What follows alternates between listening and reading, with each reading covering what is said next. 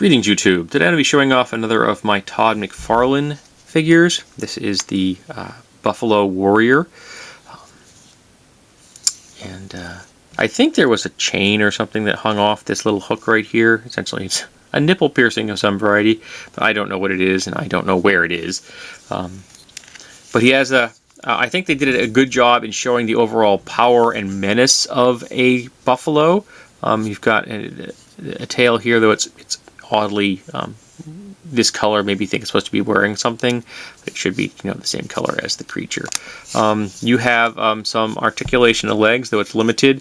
This is a very rigid body card piece type thing.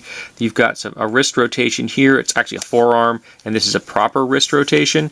And then you've got some very limited motion here in the two shoulders, and there is some articulation here. This missile launcher works apparently still, and you put it into the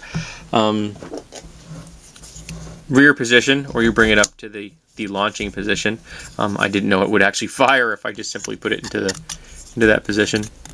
But the missile has an actuator switch, which is here. I must have bumped into that, and it looks like it's almost designed to be a capturing device, because these definitely look like they're piercers, and they're going to reach up and grab something, which is kind of cool. Hit the button and it does work. And it's got that kind of a vaguely totem pole design to it, which I thought was interesting. And they really played up the the kind of Native American vibe on this one, which isn't really a shocker, seeing as it is a buffalo, and the buffalo played a major role in the Native American culture. But this armor in here is hide with bones and horns and such in here, and this in here is obviously some kind of shoulder bone or something that's been turned into a piece of armor designed as a weapon for hand-to-hand combat. And he's got a band here with spikes and such on it. But it's a nice figure. It's got some nice detailing. It's not to say it doesn't have as much detailing as, say, the Cygor figure that has the spacesuit with the helmet and such. The detailing in that figure is better than this one. But overall, it's an interesting figure. It doesn't. You see this missile launcher, which seems weird to see a missile launcher on a creature that is in many ways very primitive.